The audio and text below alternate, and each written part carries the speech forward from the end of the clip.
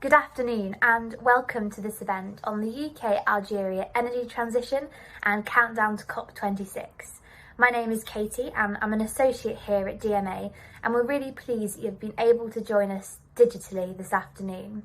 It's been about a year since the UK went into its first lockdown, and also a year ago we'd just come back from our trade mission, which coincidentally was to Algeria, but we're really glad that you've been able to join us and we're still able to host such an important event on the renewable energy space. It's an important moment for us too at DMA. We're just going into our second year, being completely oil-free and making a conscious move to include sustainability and promoting the green agenda in any part of our work. This is something that there's also been a wider political appetite for. There's been signals in markets from investment and, importantly, public investments and public opinion as well. As I'm sure we'll hear today, being sustainable isn't just a question of supporting future generations, but providing long-term clean opportunities for countries and other economies now. It's also a sensible business decision. The title of today's event on renewable energy transition and the countdown to COP26 was chosen very carefully. We want it to look not just at renewables and the many potential sources of renewables, but the wider landscape that this includes, and also how we transition into such a landscape. This is really important for an economy such as Algeria that's historically had its economic development based on hydrocarbons and other polluting industries. Transitions don't happen overnight, and what is important is how we facilitate and enable this with collaboration, innovative technologies and solution. We've seen over the last couple of years a real strategic shift in how the UK is thinking and actually being green and showing real leadership in this, especially in the run-up to COP26 at the end of the year, which is probably going to be one of the most important climate change conferences that we've seen to date, especially in the context of the pandemic as well, and thinking about how we can really build back better and cleaner and greener. And I know this is something that the Algerian government is also committed to, and there are great opportunities for collaboration in this space. And also it's a space where these two countries can really lead on and make an impact globally. It's important to know that Algeria has a huge potential and could actually be the world capital for solar energy, and with support of the likes of the UK Export Finance, there's a real chance to make this happen, and we hope that the discussions we have today will lend itself well to this. On the topic of opportunity and seizing this important moment, it's my pleasure to hand over to the Algerian ambassador to the UK. Ambassador, over to you.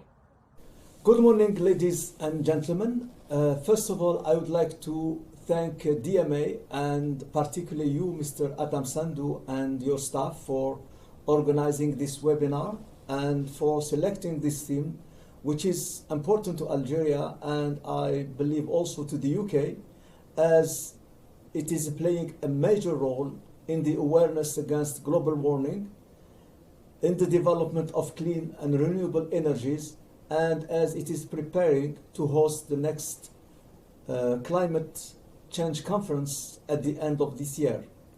I am confident that with the British leadership, this conference will be a great step forward in the humanity's quest to save our planet from disaster. I can assure you that Algeria will spare no effort to ensure its success. Algeria, like other countries, is in a period of energy transition in order to meet the needs of its growing population and the ever larger demands of its economy. For Algeria, succeeding its energy transition is a major priority and an essential condition to ensure its energy security. It is aware that it cannot and will not rely solely on the hydrocarbon reserves, no matter how important they are and how long they will last. In this regard, the government has adopted a number of policies to promote the development of industries using clean and efficient technologies and to encourage the rehabilitation of the existing production units and factories to bring them into compliance with international standards. These policies are very costly and are implemented at a time when Algeria, like other countries, is facing economic difficulties exacerbated by low prices of hydrocarbons and sanitary challenges imposed by COVID-19. Additionally, the government is rapidly developing the use of renewable energies, which is important to its strategy to reinforce the national economy.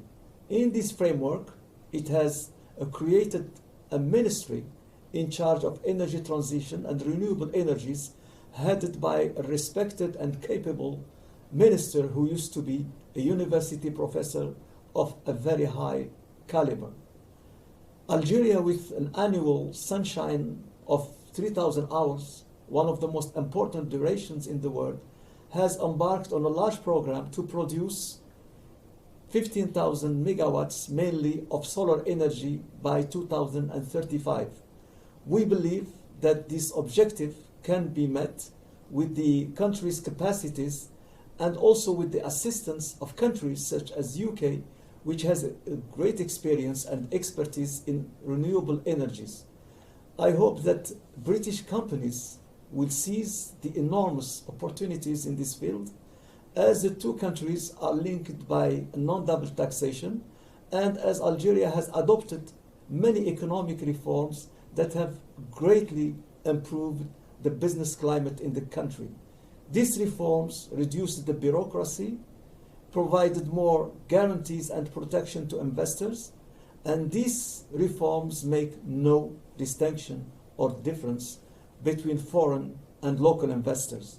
These reforms, they also provide for more tax incentives, which will be measured on the basis of the added value of the projects and its capacity to create jobs. Finally, and at the international level, I would like to raise the case of the many countries which do not have the resources to develop their renewable energies and thus are the first victims of climate change, a phenomena which Prime Minister Boris Johnson called rightly a threat to the world security. In this regard, these countries, like Algeria, are seeking the support of the UK to convince the developed countries to provide them with adequate financing and technological support for their climate action, and that is in accordance with the Paris agreements. I would like to thank you for listening and also for your attention. Ambassador, thank you for those excellent opening remarks. It's brilliant to hear that the energy transition is really a major priority for the government of Algeria and the steps that have been taken to facilitate this, such as making the investment climate increasingly more attractive, establishing the Ministry of Energy Transition and Renewable Energy, who we'll of course hear from shortly, and also that key statistic of 15,000 megawatts of renewable energy by 2035. And I think that says it all really in terms of the scale of the opportunities that are available here and the opportunities for collaboration between the UK and Algeria, and our responsibility to act on this globally as well. So on this idea of links between the UK and Algeria, it's my pleasure to hand over to a long-term advocate of this relationship, to Lord Risby, who's the Prime Minister's trade envoy to Algeria, for the keynote address. Your Excellencies, distinguished guests, as the Prime Minister's trade envoy to Algeria, I am truly delighted to support this event of such real importance and significance. It focuses on one of the most important challenges we face today, delivering the power needed to fuel clean growth as we make the necessary transition to a low-carbon global economy. Hydrocarbons have been the bedrock of our bilateral trade and investment relationship. The UK was Algeria's first customer for Algerian LNG, and Algeria has been an unfailingly reliable supplier to the UK for 55 years. Our oil and gas companies have a long history of cooperation, and UK companies are amongst the biggest investors in Algeria. Many of these companies are already transforming their global businesses in support of actually moving towards a low carbon energy green economy. And also, as we look at British investments in Algeria, a number of British companies, for example, RNE Partners, Clark Energy, Capterio, are already there doing business with Algerian partners. They're looking to the future and are keen to foster new partnerships and technological exchanges. This is a time of huge change in global energy markets. We must seize this opportunity to invest in green technologies that are not only future-proof, but also often the most competitive option. Today, more than 45% of our electricity is now being generated by renewable energy. In the UK, we have world-leading expertise in regulation, policy formation, and governance, drivers in place to encourage deployment and cost reduction. This is what we want to share with our Algerian partners. This supportive environment has led to the development of a strong and growing domestic capability across a wide range of renewable energy technologies. We have, for example, the largest installed capacity of offshore wind anywhere in the world. Furthermore, London is regarded as the leader in green finance and a global centre of carbon trading. I am in no doubt that our companies possess the technology and knowledge to help. I am more certain than ever that UK businesses bring the highest standards, assurance and commitment to deliver sustainable solutions and long-term partnerships. The UK is committed to eradicating the contribution to climate change by 2050. In November last year, the Prime Minister Boris Johnson set out an ambitious 10-point plan for a green industrial revolution to support this. This plan, along with the UK's hosting of COP26 this year, is showing that businesses, British businesses, driving innovations are absolutely necessary, which we're doing for this change. They're amongst best placed in the world to deliver the much needed technology to drive clean growth forward. And dozens of the world's leaders will be at COP26, adding to the importance of this important moment. We will continue to provide support through UK Export Finance, the UK's export credit agency, which can be transformational in delivering projects and strengthening investment partnerships. I am delighted that UK colleagues will be telling you more about what is on offer for Algeria during the event today.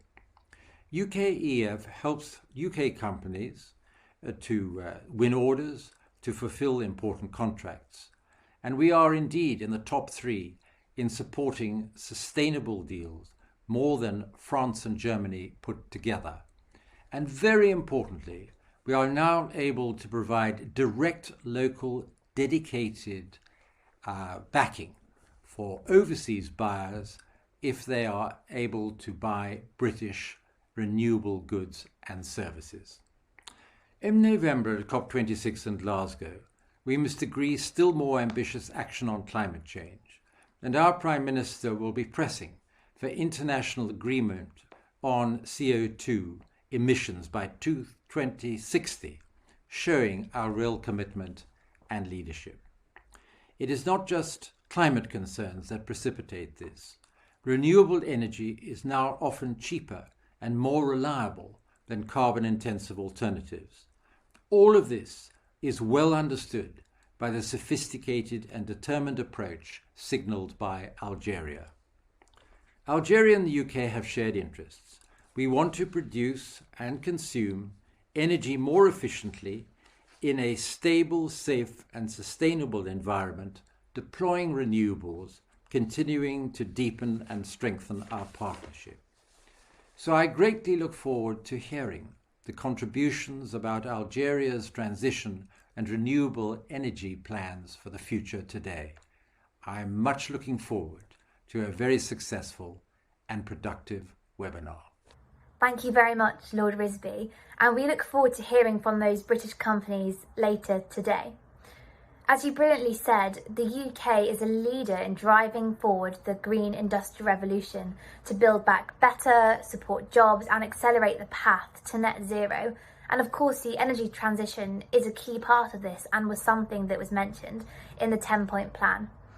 It's amazing to think of what the UK and Algeria can achieve together as we support and move towards those ambitious targets that will hopefully come out of COP26. And from the COP26 team, it's our real pleasure to introduce Janet Rogan, who is the Regional Ambassador for the Middle East, North Africa, Eastern Europe and Central Asia. Janet, over to you. Your Excellencies, Lord Risby, Monsieur Merouane, distinguished guests. It is a great pleasure to join you for this important conference, and I would like to take the opportunity to thank colleagues in the British Embassy in Algiers and DMA for bringing together actors from across the whole renewable energy landscape. I recognise also the very experienced and distinguished representative of the Algerian Ministry of Energy Transition and Renewable Energy, Monsieur Merouane. COP26 will be a special COP, a checkpoint 5 years after COP21 and its 15-year agenda taking us to 2030.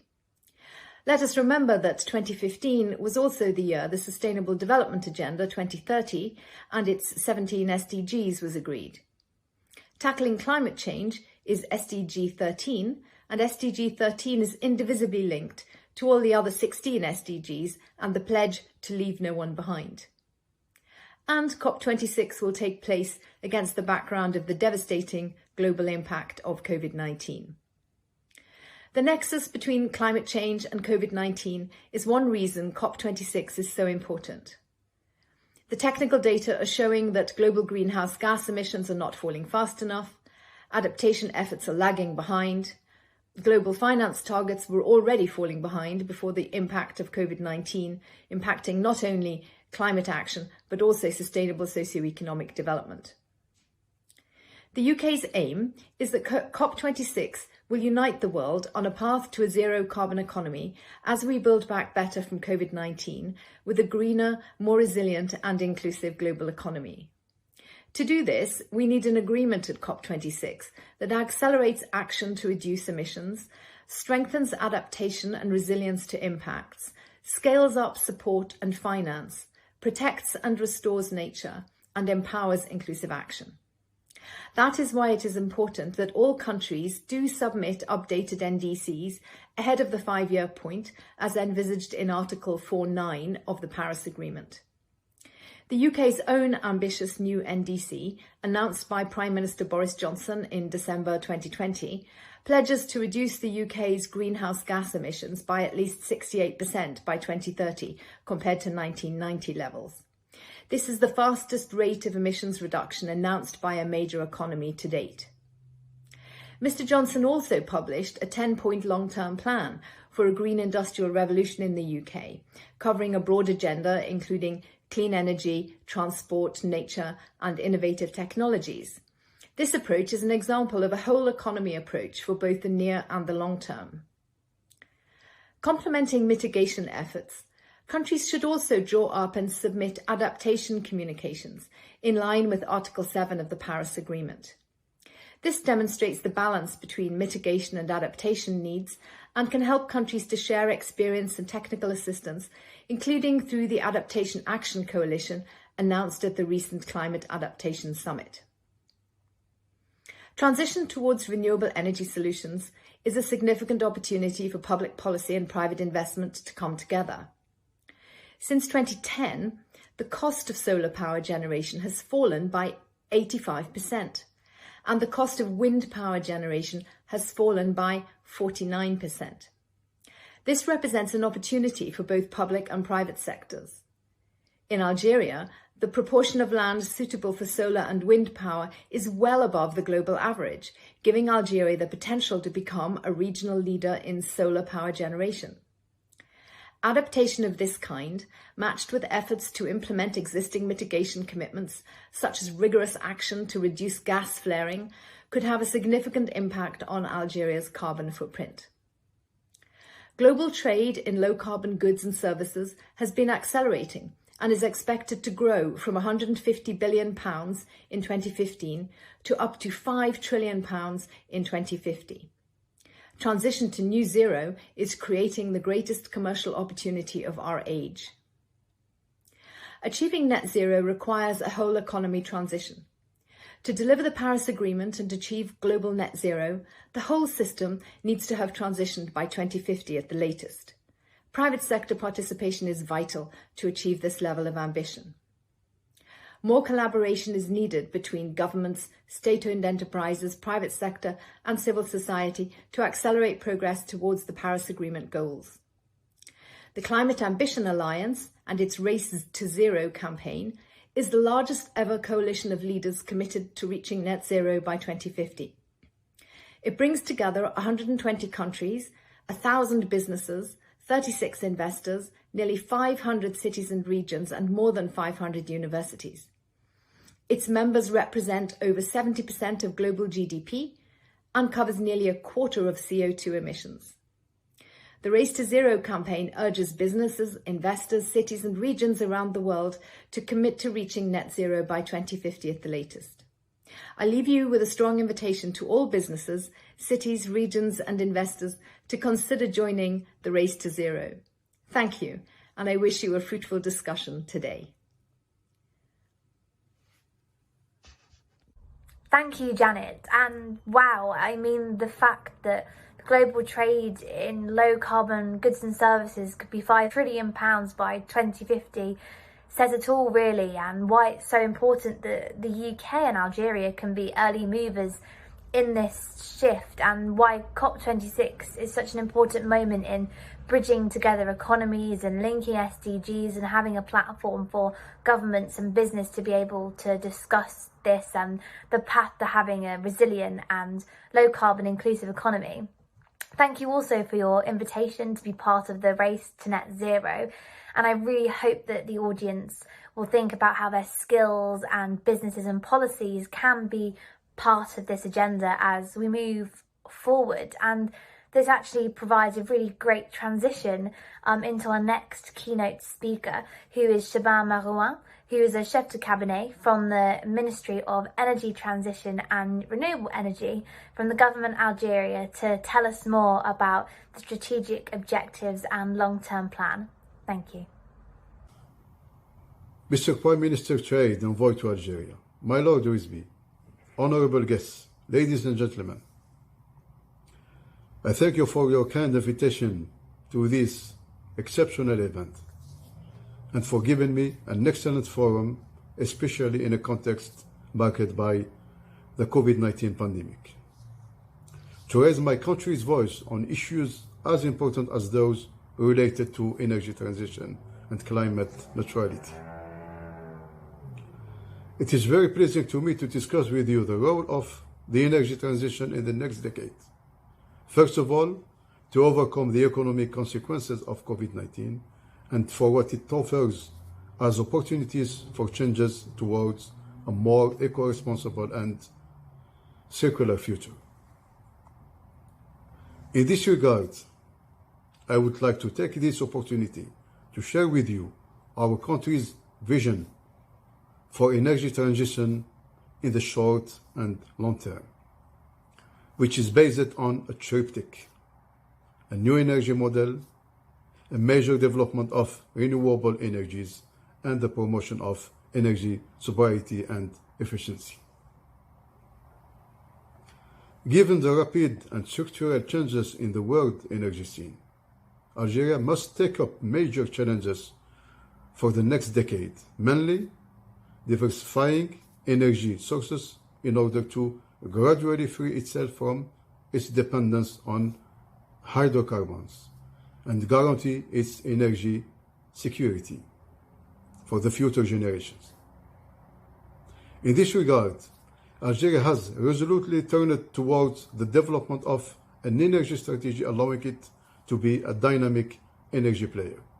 by promoting the use of renewable energy sources for, in the one hand, ensure a real energy transition, and in the other hand, the valuation of its fossil resources.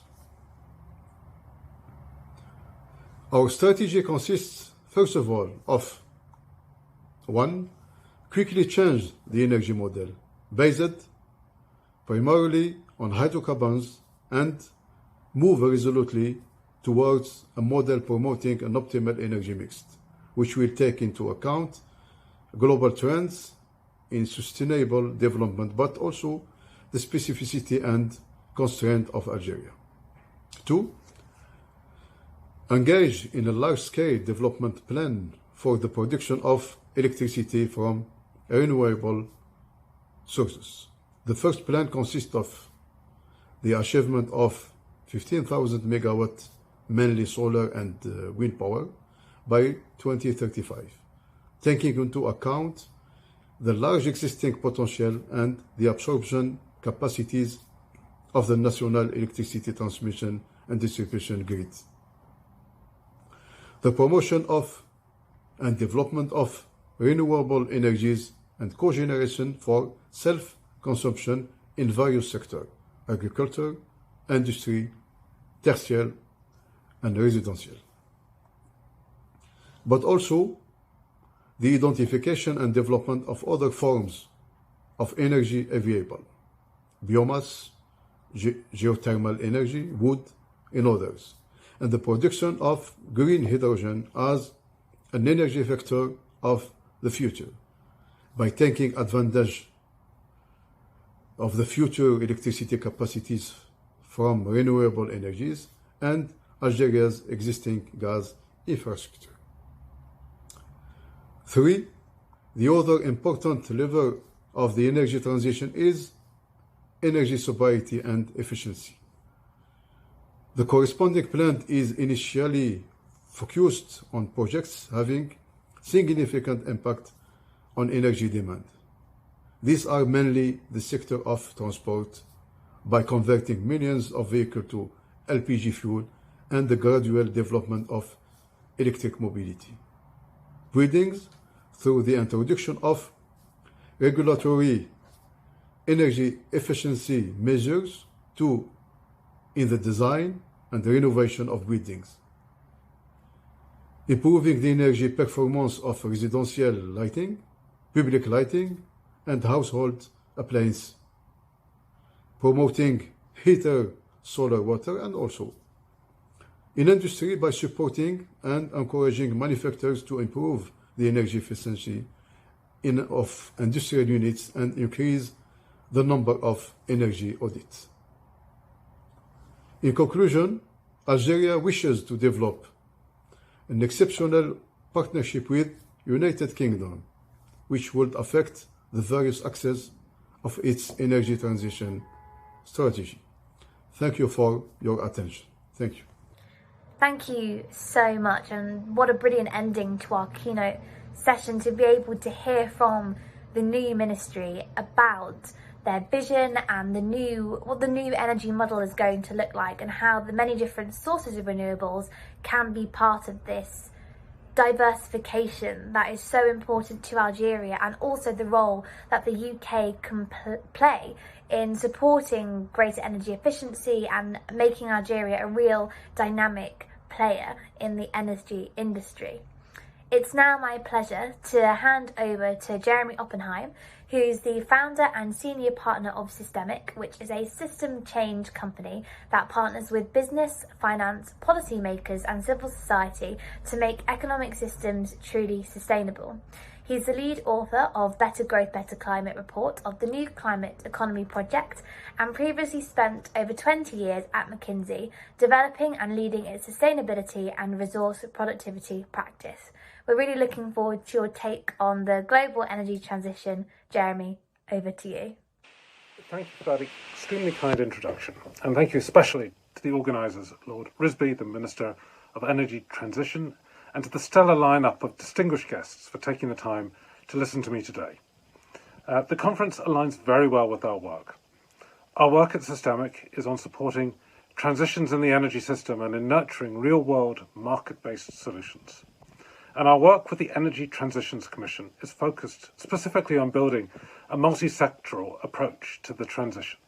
The ETC works with many of the groups that are represented here today, from the energy companies, their consumers, governments, regulators, and of course the investment community. I'd like to cover three things with you today. My stock take on where the world is on the energy transition, the world's expectations for COP26, and finally some reflections on Algeria. First, let me start with the global stock take on the energy transition. The climate science is of course clear. Greenhouse gas emissions are driving climate change. We are already seeing the impact with rising sea levels, increasing forest fires, hotter summers, and more extreme weather events. In Paris in 2015, governments agreed to keep global warming well below 2 degrees Celsius and to make efforts to keep it below 1.5 degrees. And to do that, we need to get CO2 equivalent emissions to zero by mid-century, and ideally for them to halve by 2030. The UK was the first country to set net zero by 2050 in law. Since then, many countries and governments have made similar commitments. And Biden has brought the US back into the Paris Agreement. We now have a once-in-a-generation opportunity to scale zero-carbon industries in the 2020s, creating prosperous growth, millions of new jobs, and much more resilient economies. Global momentum is accelerating as renewable costs continue to plummet. And of course, carbon prices are rising, and I think across many, many countries, public opinion is shifting in favour of stronger climate action. Power generation has also reached a tipping point where low carbon solutions can outcompete legacy high carbon businesses. And that's not just, if you will, new against new. It's in some geographies, it's new renewable energy against legacy, if you will, operating costs of high carbon assets. And we are beginning to see tipping points, not just in the power sector, but in other sectors as well. Financial markets can clearly read the writing on the wall. And the smart money, as we see it, is already moving into clean technologies and solutions. And it's moving at scale. Now, turning to COP26, COP26 is, of course, a moment to raise ambitions, to reconfirm, recommit, and accelerate the pace of change. It will be very important that governments around the world redouble their efforts to drive highly ambitious contributions to the climate agenda. And of course, that requires not just high-level targets, but specific plans and specific policies and specific investments. And those plans and policies will not only drive public investment, but have the potential to drive private investment as well. And we are seeing very substantial shifts in the behavior of companies in sectors that you might not have anticipated, from aviation through to shipping, through to, of course, some of the heavier industries, cement and steel. The pace across the board is beginning to pick up, and it will affect, of course, the energy suppliers in profound and permanent ways. And let me turn finally to some reflections on Algeria. Algeria, of course, has been very much a leader in energy in the region for decades. And Algeria has an excellent chance to participate in the energy transition, starting with its high-quality energy resources today, repurposing expertise and know-how to create, in turn, a set of new energy assets for the future. And there is some urgency. The energy transition is likely to mean lower demand for oil and for gas, and over time, lower prices. That's the direction of travel, even if from time to time we will see upticks in those energy prices. Experts suggest that long-term prices for oil are probably in the $30 to $50 per barrel range. And this will be a big challenge for Algeria because, as the IMF says, governments balance their budgets at much, much closer to $100 per barrel. I'm far from an expert in Algeria, but think that there are three things that Algeria might want to consider. First, it's important to make the most of your existing asset base. To satisfy domestic demand growth and maximize exports, Algeria will need to work on efficiency and selective investments in hydrocarbons. Algeria needs to minimize waste, and gas flaring reduction springs to mind as a key opportunity for the country. This is especially important since the EU is proposing to implement carbon border tariffs from 2023. And unless countries can certify that their supply chain emissions are low, then they may find market access difficult, or they may find themselves exposed to lower pricing. I know that my colleague Mark Davis from Capteria will be talking to you more about this topic later. Algeria also needs to make the right hydrocarbon investments, focusing on low-cost assets with a bias for gas, to avoid the risk of creating stranded assets. After all, gas can complement renewables, providing support to their intermittencies, and gas is abundant and affordable. There also might be a role for carbon sequestration and storage, where Algeria has already led the world with the CO2 injection project in the Salah field. Second, it's important for Algeria to get on with building an energy system fit for the future. Algeria is ideally placed to make a huge contribution. Algeria has been in solar since the 1960s. In fact, as you all know, Algeria was one of the first countries to develop hybrid power plants, such as that at Hassi Armel. But as the largest country in Africa, with 2,000 to 3,000 hours of sunshine per year and lots of unused desert, Algeria could be a world leader and a world capital for the solar industry. You have the potential to provide power to Europe and to the world, either directly through high voltage cables or indirectly using a carrier fuel such as green hydrogen or green ammonia. There are lots and lots of options.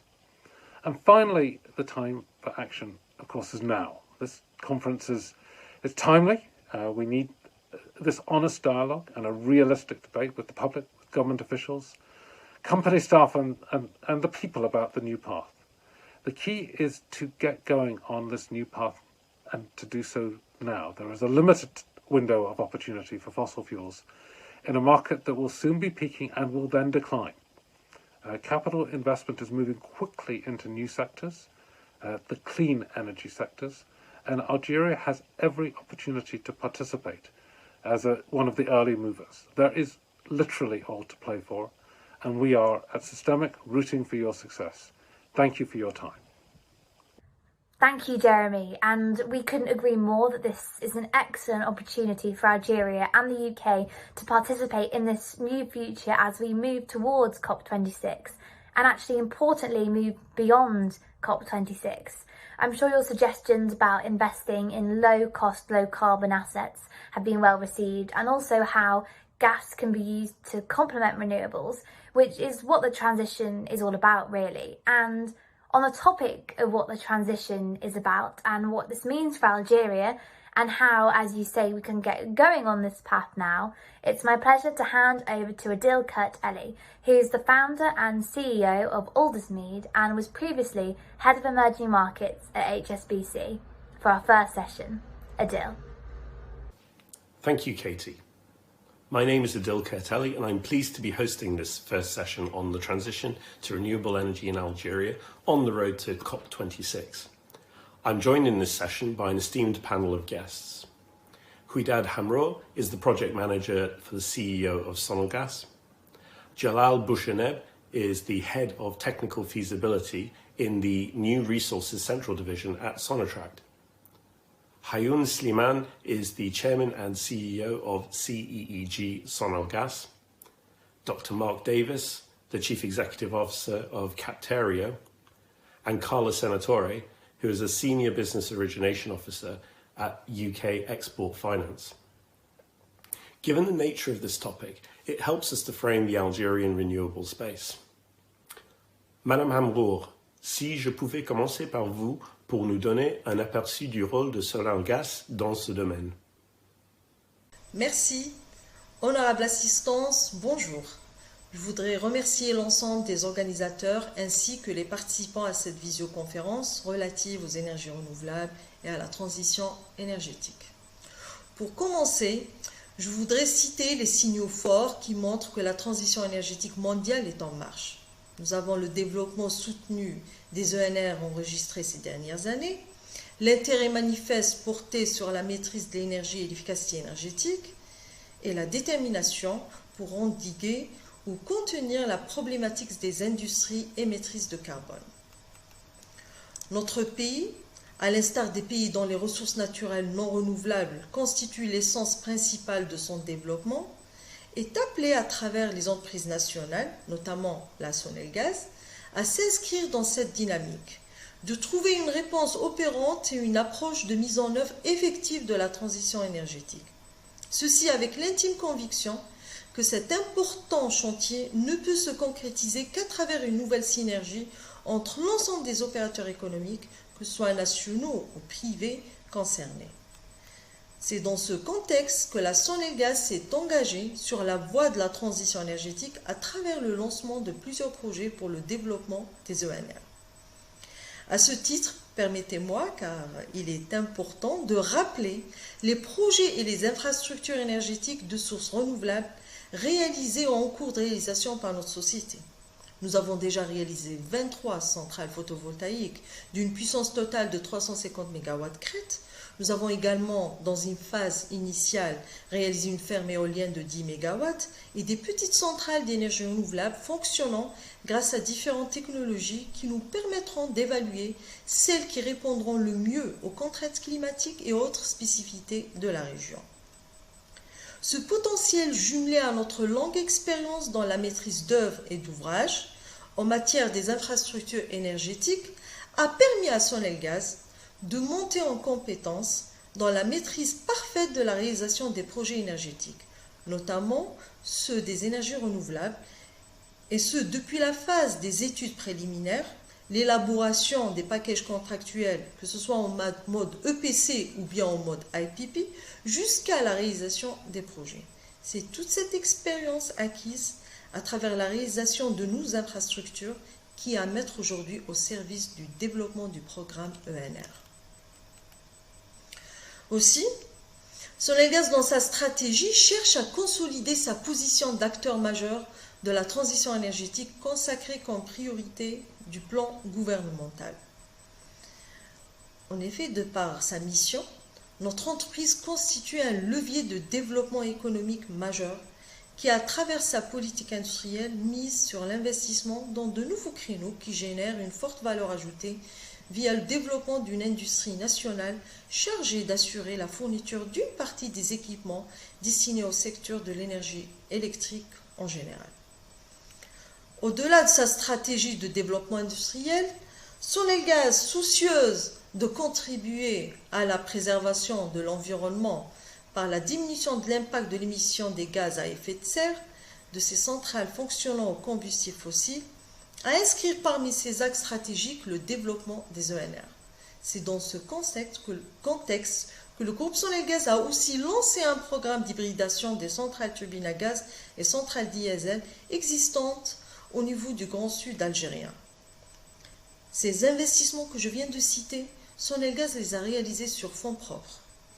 En effet, le groupe Sonelgaz, comme je l'ai déjà évoqué, veut se positionner en tant qu'acteur majeur dans les ENR et a déjà engagé des réformes structurelles, y compris en termes de digitalisation, pour intégrer dans le système électrique des énergies intermittentes dont l'origine est un ensemble de petits réseaux décentralisés. Mesdames et messieurs, la transition énergétique alliant création de richesses, protection des ressources naturelles et préservation de l'environnement est inévitable. Pour cela, dans son plan de développement, Sonelgaz a mis en place un processus de passage aux énergies renouvelables et à l'efficacité énergétique et considère que cette transition est la meilleure voie pour assurer le développement futur de l'économie nationale. Aujourd'hui, le défi de l'Algérie en matière de transition énergétique consiste à mettre en place une véritable activité économique orientée vers les énergies renouvelables. Nous avons développé une expertise, capitalisé une expérience et aujourd'hui, nous souhaitons examiner toutes les opportunités de partenariat, étudier tous les mécanismes de financement et des montages innovants et surtout partager l'expérience des autres pays pionniers pour concrétiser le programme des ENR en Algérie. Je vous remercie pour votre attention. Merci, Madame Amrour. Following on from this insight, I'm pleased to bring Jalal Boucheneb to explain the role of Sonatrach in the transition agenda. As you know, Sonatrach is a member of OPEC countries, so it's a producer of oil and gas.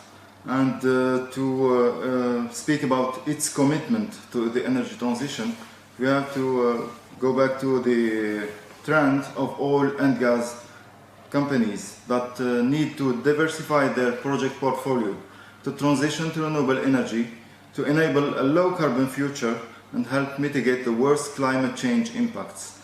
In this context, Sonatrach is reviewing in depth the way it consumes energy, integrates new alternative energy sources, and reduces at source its consumption and waste of all forms. Three axes are to be addressed. The most important one, it's regarding demand. It's about energy efficiency. And the second one is about supply, how we produce electricity. It's about renewables. And the third one is the carbon footprint reduction. It's about gas flaring reduction mainly, and then the promotion of clean fuels usage. To speak about how this is committed and the current plans, the investors' requirements, the partnership opportunities, we have to say that Algeria has committed to renewable energy by creating a dedicated program which was adopted by the government since 2011. This program has been revised twice. In its latest version, it consists in installing a capacity of 50,000 megawatts of renewable energy sources at the horizon 2035 for the national demand. To support this program, the government has published a specific decree 1798 of the 26th February 2017 to frame the deployment of the projects. It describes the procedures that apply to renewable projects in Algeria. The main procedure to achieve scale utility projects is a call for tenders for developers, IPPs. So the independent power producers, it is then expected from the successful IPP to build a partnership with the major energy actors in Algeria in order to install the new plants. This partnership will be subject to Algerian law and regulations in terms of finance. Thank you, Jalal. With that background on the strategy and support of this important area, I now hand across to Hayoun Slimane, who will give us some insights into the opportunity for IPPs in the Algerian renewable space. Monsieur Slimane, the floor is yours. In the continuity of the presentation, allow me to present a feasibility study for the support of the realization of the work I will to present for you the Algerian Renewable Energy Program, the prospects and opportunities for independent power producer. My presentation, I will to start this for any information or the general information about Algeria. Algeria is officially the People's Democratic Republic of Algeria, is a country in the Maghreb region of North Africa. Algeria is the largest by area in Africa, covering an area of nearly 2.4 million square kilometers. Algeria has a population of 44 million people. So Sonalgaz, it's the historical operator in the field of electricity and gas energy supply in Algeria. I will to give you any information for Sonalgaz, the few numbers for power generation. For example, for installed capacity is the 22,000 megawatt, the length of electrical transmission network, the length of transportation network, for electric distribution network, for gas distribution network, and the important number of the consumers electricity is the 10 million consumers. So 98% for consumers in the different network in Algeria for Sonal Gas. Just any information, another for SIG. SIG is the subsidiary of Sonal Gas, created in 2009. SIG is in charge of the project management, studies, supervision, work control, reception and entry into service of equipment, and of realization of energy infrastructurized project, electricity and gas production, mains, gas transport networks, and high voltage renewable energy. And this is in the best technical condition of cost, quality, and fulfilling the deadline. In Algeria, the actual situation for the renewable energy is the production of electricity energy renewable is distributed throughout the national territory with an installed capacity of 600 megawatt. This energy is produced by of the following type of plants, and the photovoltaic power plant is polycrystalline silicon with a total capacity of 400 megawatt national territory, and the wind farm 10 megawatt at Cabertin. Cabertin is the other countries in the south of Algeria, and the solar power plant, one SPP1 in the locality for El Guat in the south in Algeria for 115 megawatt. And in this power plant, we have hybridization for 25 megawatts. A lot of photovoltaic power plant with a power of 15 megawatts hybridization are currently in realization. And the opportunities for Algeria is the solar energy potential, because in Algeria we have the average annual sunshine estimated at 30,000 hours with an average sunshine of 6.57 kilowatt hour and square meter per day, with a territory map of 86.7 of Saharan deserts, and by its geographical positioning, Algeria has the most important solar field in the world. But in Algeria, we have different opportunities for the renewable energy development program, because we have an important and very good program. The renewable energy program consists of installing renewable power in the order of 20,000 megawatt by 2013. This program includes pushing utilization for 1,100 under feasibility study, upgrading networks, and introducing smart grids. An important program of photovoltaic solar power plant is planned for 2024. The project consists of the realization of a lot of photovoltaic solar and power plant with a total capacity of 4,000 megawatts distributed in the Algerian territory. Sorry. Another program of photovoltaic solar power plant with a total capacity of 15,000 is planned for 2035. And we have the target for 2013 renewable energy for solar PV, for solar CSP. Our strategy and our proposition for realization for this ambitious program is the power plant will be built by independent producers. Solar power plant projects are planned to be carried out with foreign and domestic investors in association with Sonal Gas and Sonatrach in the form of BU, build and operate, independent electricity produced, APP, or in general non-public producers are private entities which own or operate installations to produce the electricity and then sell it to buyer, public service and other users. The government of Algeria gave the different facilities for different operating provide, and Algerian has set up an attractive legislative and regulatory system for the development of renewable energies and energy efficiency.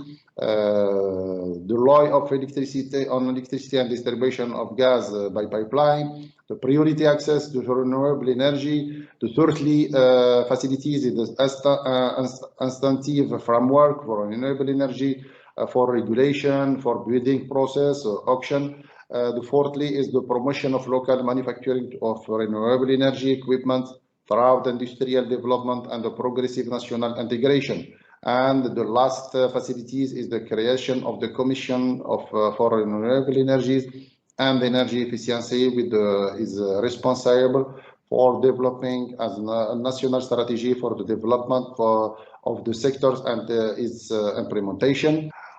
In the conclusion, I wish to say with this brief presentation, we have given a clear idea of Algeria's ambitious program, its solar potential and the regulatory environment set up for the promotion and the development of renewable energy. The chosen strategy, namely the realization of this ambition program by the independent power producer, APP, take into account that they onshore with their proven experience and their know-how the whole of the construction of the power plant from its development until to its financing and day-to-day operation. And thank you for your attention.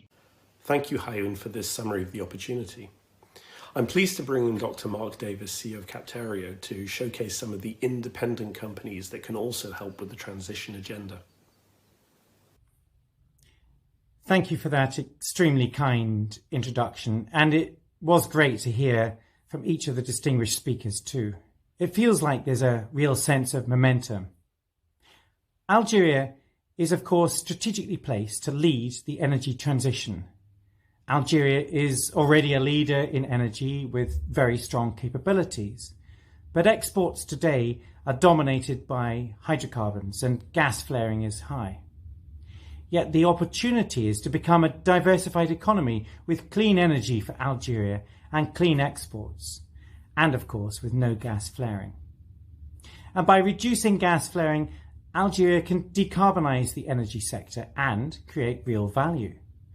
We already know that flaring is quite high. According to the World Bank, it's 9 billion cubic metres per year, putting Algeria high up in the league table. But we also know that Sonatrach and partners have several projects underway. But of course, there's an opportunity to reduce flaring faster, bringing many benefits such as capturing $2,000 of revenue per minute, reducing emissions of CO2 and methane, improving health and reducing pollution, increasing Algeria's competitiveness. And by the way, this really is important, as by 2023, the EU might well be imposing carbon border price adjustments on its imports. And of course, delivering on and making progress on COP26. Now, to introduce our company, Capterio, we are a project developer that delivers on-the-ground flare capture solutions. Our approach is to bring together assets, technologies, and financing. We power our thinking with real-time data, and we believe that many flares can be solved with proven technology and create value for governments, national oil companies, and their partners. Our solutions are based around 3 areas. The first is real-time monitoring of every flare worldwide. The second is delivering master planning studies to define practical roadmaps. And the third is delivering on-the-ground solutions. We deliver projects and we bring the financing. I can't wait to show you Flare Intel. Flare Intel brings the data from the world's 10,000 flares to life. The dashboard combines satellite measurement with recent imagery and enables us to monitor every flare. Here, for example, is the world's largest flare in Venezuela, 1 BCM, at least 3 million CO2 equivalent tons. and shockingly, this flare burns through $130 million per year. He is the second largest flare in Iraq, $100 million of revenue loss. The black smoke looks pretty bad too, but this flare, like so many others, is very close to an existing gas pipeline. In fact, globally, our research finds that over half of all global flaring is within 20 kilometres of a gas pipeline, so we really ought to find the solutions. Flare Intel gives an independent view of flaring. It enables us to monitor operations and improvement initiatives and identify investment opportunities. To bring the data to life, here are a couple of examples. The top example is a great success story. This flare site has been flaring for many years at high rates, but congratulations to the operator for stopping the flaring in September 2020. The emission savings from this flare alone are 2.5 million CO2 equivalent tonnes. That's like taking 500,000 cars off the road. The bottom example shows how real-time data can be used to track operational upsets. Flare Intel set up specially to notify us when there's a major uptick, like in this flare since January the 28th. And we make Flare Intel available to our partners and clients. Our second offer, we help companies and countries deliver transition plans. We wrote a white paper back in the summer of 2019 that defines a practical roadmap for how Algeria can reduce gas flaring. And key is to be led by the data, but is also to identify real on the ground projects. After all, every day of delay wastes $3 million here in Algeria. And our third offer at Captura is as a project developer. We deliver on-the-ground solutions. Our technical and commercial teams have looked into every flare and developed many compelling investment opportunities in the region and beyond. We've explored the technology options, the capital requirements, the commercial structures, and are working closely with operators and their NOC partners across the region, including in Algeria. So to recap, the Captura offer is end-to-end. We bring together assets, technology and financing to make on-the-ground investments happen. And in today's ESG-focused world, reducing gas flaring is an ideal investment opportunity and a priority. It's a quick win that enables us to reduce emissions, create value, deliver progress on COP and accelerate the energy transition. I'm so excited by the progress that we are going to make together. Thank you for your time. Thank you, Mark, for showing us how technology can be used to minimise the impact of fossil fuels as we facilitate the transition to renewable energy. In terms of funding support for such initiatives, it falls to the likes of UKEF to provide the foundation blocks for capital investment. Carla will now provide some more detail on the role of UKEF in this regard. Ladies and gentlemen, good morning. My name is Carla. I work at UK Export Finance in the Business Origination Unit. UK Export Finance is the official export credit agency of the United Kingdom. Our job is to support and increase exports from the UK by providing financing and insurance products where companies are unable to secure those in the private market. Many of the insurance and financing schemes we provide are aimed at UK-based entities, mostly SMEs, that might come to us to access export payment risk insurance or working capital or bond support to fulfill and get paid for their export orders. However, we do also run financing schemes targeted to overseas clients of UK companies, and those schemes are aimed at facilitating access to competitive finance to them. And this is to incentivize them to procure from the UK and to allow them access the funds needed for such procurement. This means that corporate or government entities in Algeria that wish to raise debt for the financing of projects in renewable can potentially access UKEF financial support, as long as they are prepared to procure a minimum of 20% of goods or services from the UK to realize those projects. Our support normally takes the form of a guarantee to the bank that provides the loan. UKF guarantee has the power to mitigate the risk in the transaction so that the bank is able to then charge lower interest rates. UKF support also comes with long repayment tenors.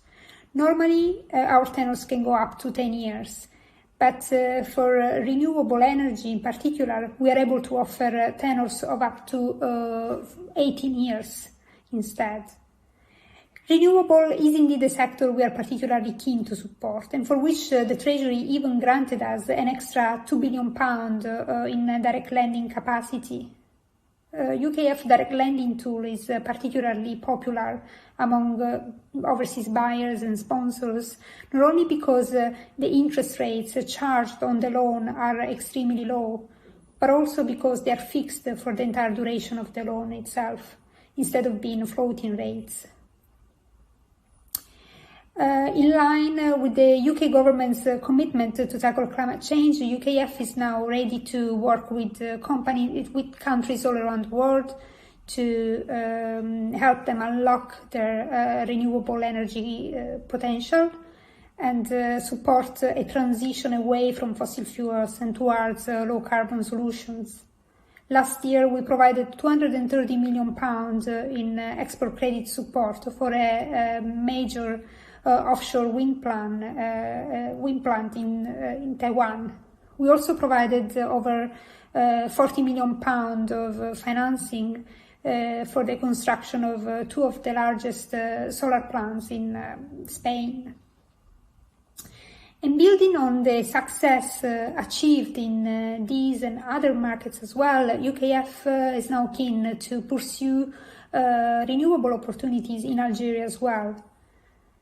We have considerable risk capacity for the market with up to £4 billion risk appetite.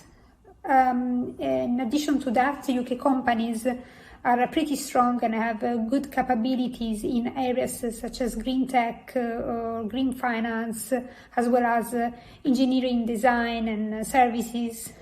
So Algeria's need to pursue a successful low carbon strategy can really open up tremendous opportunities for win-win trade relations with the UK in the renewable space.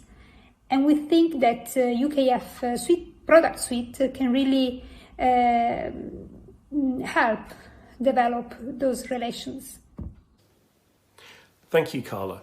With our panellists having set the scene, it makes sense for us to now drill just a little bit deeper. Perhaps if we could start with you, Carla. With such significant support for Algerian investment, is there a quick win here? Do we need to identify a significant or achievable project, or is it best to spread ourselves across a number of initiatives? Thank you, Adil. UKF doesn't have any preferences in terms of size or number of initiatives to support.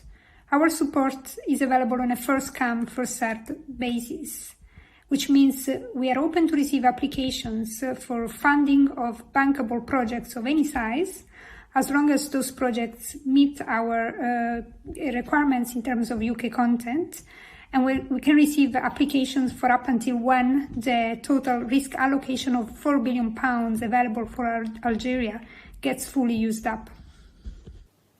Jalal, this is good news for entities such as Sonatrach. Given the potential for support, what does Sonatrach see, therefore, as its role in diversification? Have you looked at alternative fuels and other energy sources? To speak about Sonatrach's role in diversification, alternative fuels, and power generation, we have to say that Sonatrach has the ambition to diversify its project portfolio in order to address energy transition, mainly renewables. In parallel, Sonatrach has an interest into biofuels. The opportunity to invest into pilot projects is under analysis and evaluation.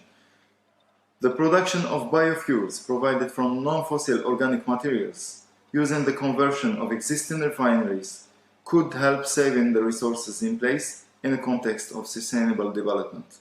In the same trend, the production of electricity from renewables could help to address the diversification goal of the company. Hayun, we've heard about the initiatives at Sonatrach, but Sonalgas has its part to play too. Given that over 90% of Algeria's energy consumption has traditionally been natural gas, what is the role of Sonagas in the transition discussion? Is it one of reinvention? Effectively, donc, in Algeria, the 19% of Algeria is our traditional being natural gas for power plant, but the renewable energy represent an important access, but they are not sufficient to meet the growing demand of the national market. It's also necessary to integrate conventional energies and promote the energy efficiency throughout the rationalization of consumption. The construction of conventional power plants has enabled the group to acquire a significant capital of experience, which it's currently devoting to the development of its activities in the field of renewable energies.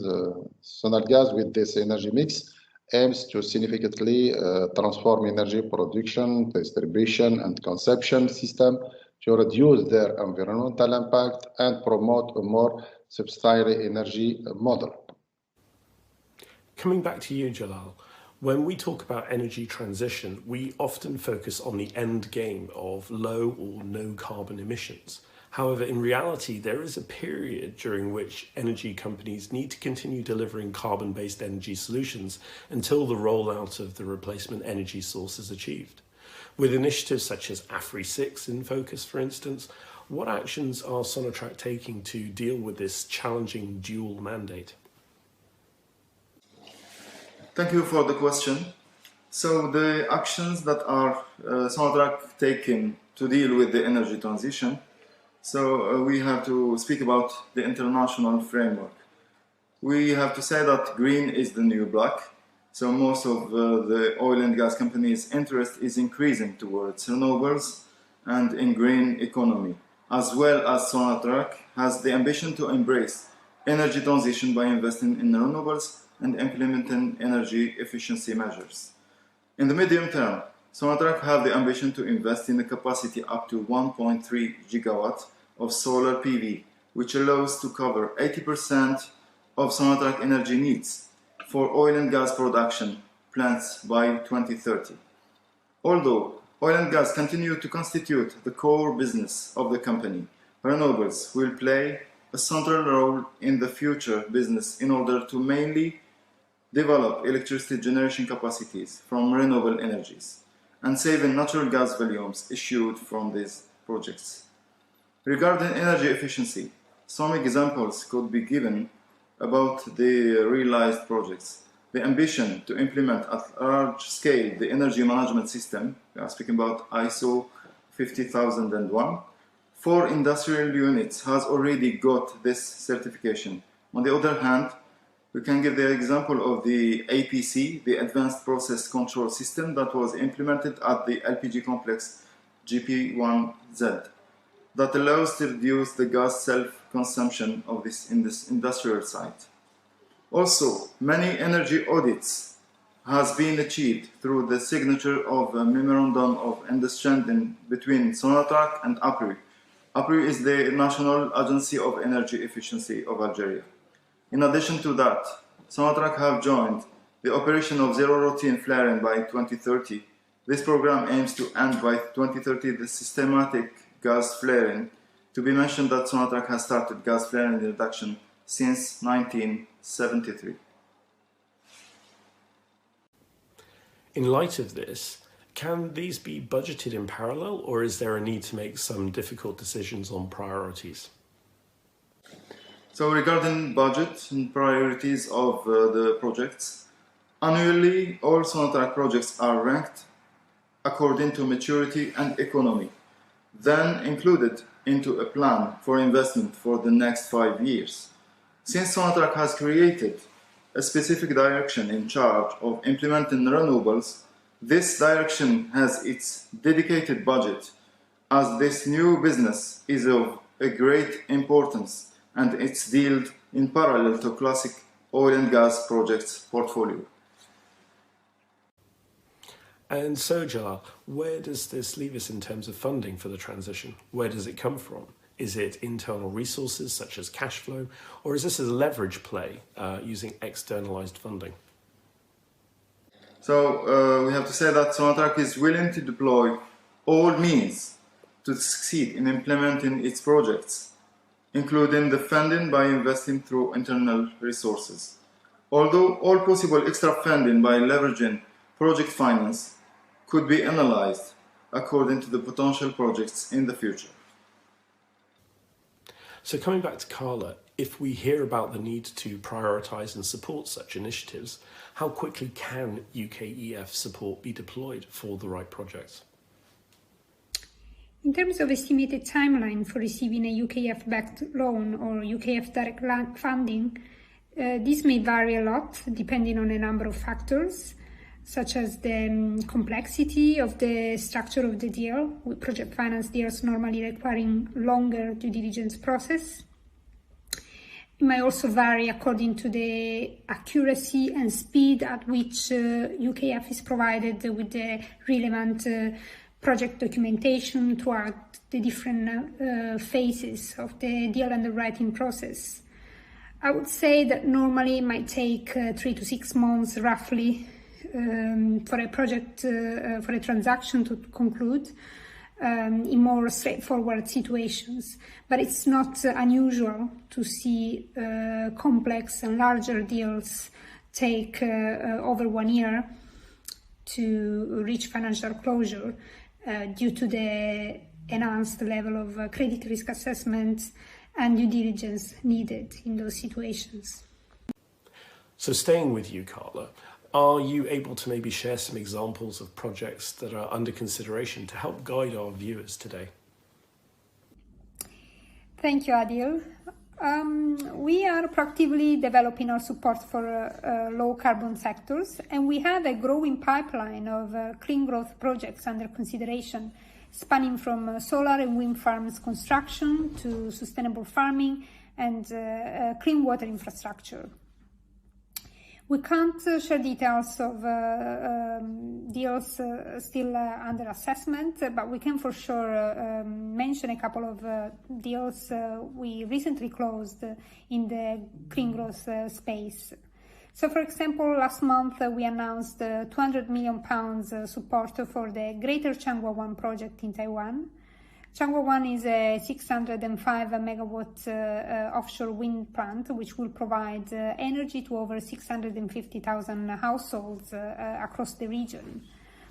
Various UK firms secured contracts for the supply of equipment and services for this project, and this is why UKEF could get involved and provide a considerable level of support for its realization.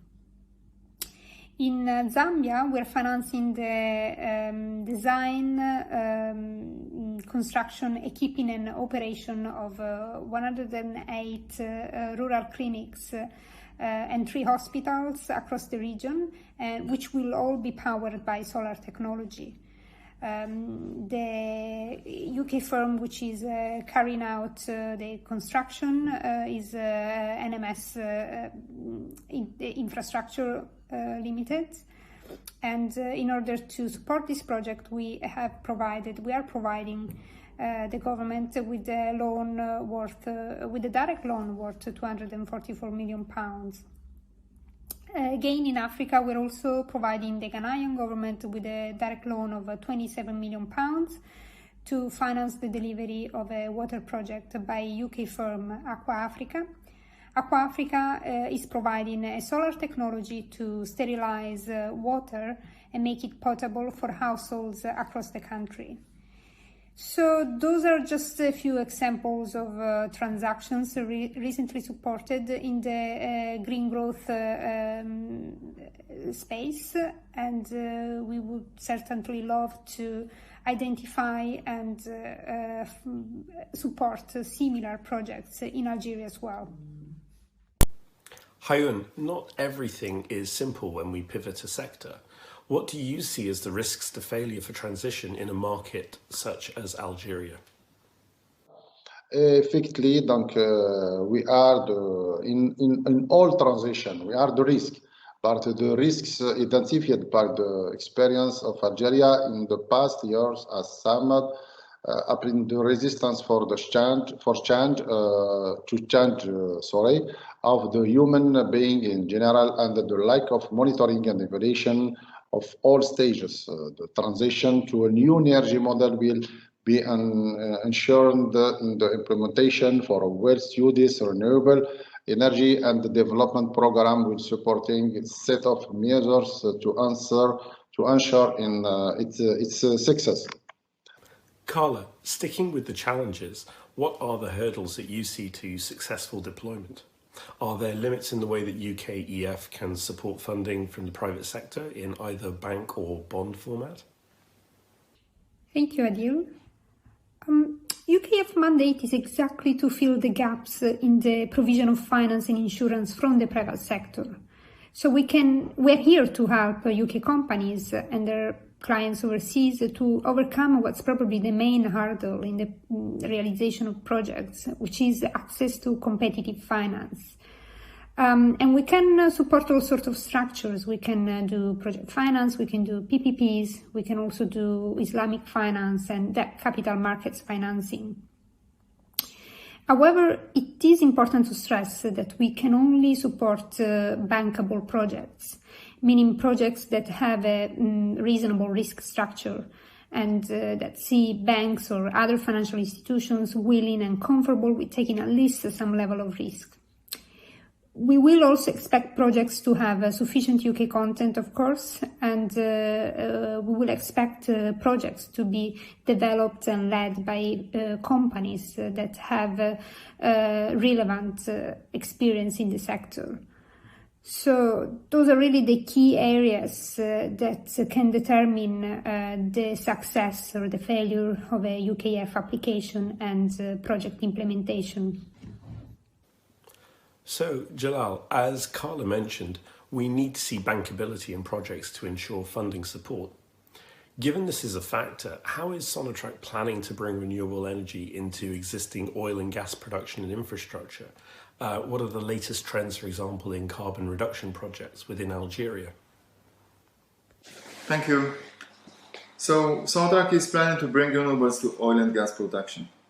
To speak about its projects, so I have to say that Sonatrach is willing to generate electricity on site by introducing mainly solar photovoltaic. Why solar photovoltaic? Because of the economy of the projects. So the power plants based on solar photovoltaic technology, there are two conditions that are required. The existence of a gas pipeline in order to make it possible to evacuate the said natural gas, and the existence of the electricity grid in order to ensure that the new solar PV doesn't impact negatively the oil and gas production. We are speaking about service reliability.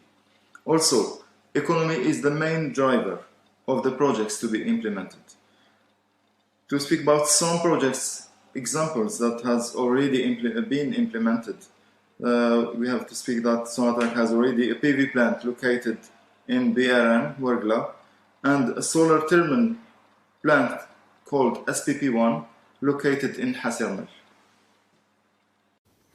Hayun, staying with bankability and economics of projects, we see strong potential in Algeria as a renewable energy producer. So do we also have potential as an exporter and thereby the ability to create new revenue streams for Algeria? Effectively, in this moment, in our holding Sonalgas, we analyze the different possibilities for exported for energy because in this moment we have 22 giga. We have any energy for transportation, for exportation, and the renewable energy program consists of installing power from renewable source as a short and medium term objective for the national market, with the maintenance of the export option as a strategic objective.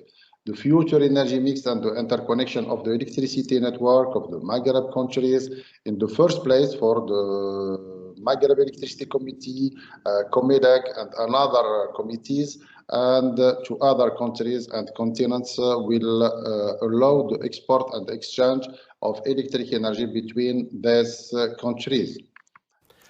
Jalal, this sounds compelling as an opportunity. Are you able to give us some insight into the competitive advantage of Algeria when compared to its neighbours who have more advanced renewable energy investments? And how is Sonatrach planning to address this? Thank you. Algeria is considered to have high solar irradiance, and adding to that, it is the 10th country in the world in terms of surface area. It intends to exploit these advantages in order to develop utility-scale power plants. The creation of the new ministry, dedicated to both energy efficiency and renewables, could lead to paving the way to rationalize energy consumption in the first case, then invest heavily in renewable projects. What's important to say about energy efficiency targets, that the objective of Algeria in the context of the ENDC, intended nationally determined contribution, is to reduce greenhouse gas emissions by 7% to 22% by 2030, compared to a business-as-usual scenario. So it's conditioned on external support in terms of finance, technology, development and transfer and capacity building. The 7% greenhouse gas emissions, the reduction will be achieved by national means. Sonatrach, as the national oil and gas company and the solid financial stakeholder, is completely aligned with the government program and could help implementing the national strategy by taking advantage of its existing infrastructures to valorize gas pipelines and ships, and investing in new opportunities. We can speak about biofuels and green hydrogen.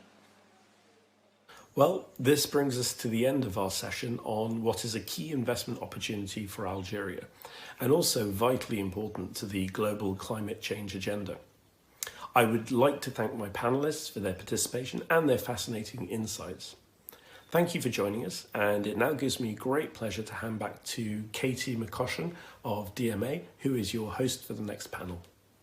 Thank you, Adil, and thank you too for a brilliant opening session to this event. And it now brings us on to our second session, which is specifically on renewable energy solutions and investable opportunities. So we're really going to take the time to delve down and to look at what is being done in Algeria and the opportunities for UK businesses. It's my pleasure to hand over to our first speaker, Adel Baba Isa of Renewable Energy Partners, to give the private sector's insight into Algeria, which I hope you find encouraging. Adel.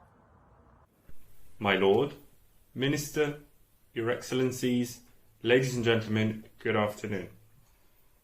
Firstly, I'd like to thank DMA, DIT and the Algerian authorities for both organising this event and for inviting me to speak to you today. As you may be aware, Algeria has for a decade had one of the largest and most ambitious renewable energy programs in Africa. In its revised form, it still stands at 16,000 megawatts by 2035. As Africa's largest country, Algeria has abundant available land and possesses one of the best solar resources on the planet. Therefore, there should really be no obstacles to what Algeria can achieve in this field. However, the uptake of projects has so far been rather slow, with only about 400 megawatts of renewable power connected to the grid. Nonetheless, we are encouraged by the creation of a dedicated Ministry for Energy Transition and Renewable Energy, and look forward to working with Minister Chitour and his team. We are confident that they will find in the UK a strong and willing partner that is ready to engage in the transformation of Algeria's power generation sector. A partner with considerable experience and expertise that can be shared with Algeria, with an industry present across the entire value chain of renewable energy, which makes the UK one of the world's largest renewable energy producers. Indeed, our Algerian viewers may be surprised to know that there is currently more installed solar PV capacity in the UK than there is in Spain or France, countries considerably sunnier than the UK. As a developer focusing on and off-grid solar PV, we engineer, design, build and operate projects exclusively in the Middle East and Africa. We have been present in Algeria since 2013. To date, we have been able to develop the first private solar PV farm under the feed-in tariff regime. More recently, we have been fitting solar PV at a water desalination plant, a project where in the long run 10% of the plant's electrical consumption will be provided by solar energy. We are also working on other initiatives with large-scale consumers of energy in order to diversify their energy mix or reduce their use of fossil fuels. We look forward to participating in the 1 gigawatt solar PV tender that has been announced by the Ministry of Energy Transition and Renewable Energy, as well as working with Sonatrach and its partners on its plans to hybridize its oil and gas installations across Algeria. We truly believe in Algeria's potential, and as such, we are excited about continuing to contribute to Algeria's energy transition goals. Thank you all for your time, and I hope you enjoy the rest of the event. Goodbye. Thank you, Adele. I really was surprised to know that the UK has more installed solar PV than France or Spain, especially considers the UK's relative lack of sunshine compared to these countries. And given that Algeria experienced so much more sunshine, it really shows the scale of the opportunity there. And thank you for having so clearly explained that the UK really is a confident and willing partner. And of course, it was great to hear about the initiatives that you've been running and will continue to run as well. Now, a key part of the energy transition is energy efficiency, because energy efficiency affects the amount of greenhouse gases that are emitted, which is of course a really important part of climate change adaptation. We've heard a little bit today about how energy efficiency is part of the Algerian government's renewable energy plan, but to hear a little bit more about this and the role of UK investors in energy efficiency, it's my pleasure to hand over to Kamel Dali, who's the General Director of APRU, which is the Algerian Energy Efficiency Agency. Over to you. Ladies and gentlemen, good morning. I am very happy to be with you today to give you some information about energy transition and energy efficiency in Algeria. First, I introduce myself. My name is Kamel Dali. I'm the General Manager of the Algerian Energy Efficiency Agency. Energy transition and efficiency objective. The energy transition to a zero carbon energy system will require both a shift to renewable energy and major increase in energy efficiency. These are usually treated separately but are not independent.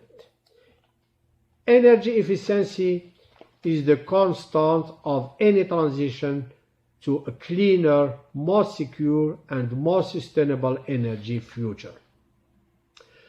The two main sources of energy efficiency improvement are: 1. Greater technical efficiency from the implementation of energy efficiency technologies. 2. Structural economic changes that result in the production and consumption of goods with lower energy intensity. National Energy Efficiency Program. The National Energy Efficiency Program focuses on all three sectors of activity that have a significant impact on energy consumption: building, transport, and industry. It aims at reducing some consumption by 10% through energy substitution and introduction of efficient equipment and technologies. For the building sector, the program focuses on the introduction of thermal insulation of housing, new housing, and existing housing. The promotion and the generalization of efficient lighting,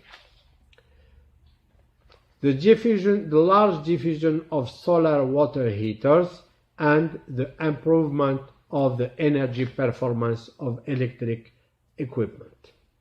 For the transport sector, the program aims to promote the most available and least polluting fuels, LPG fuel, natural gas fuel, dual fuel, and electric locomotion.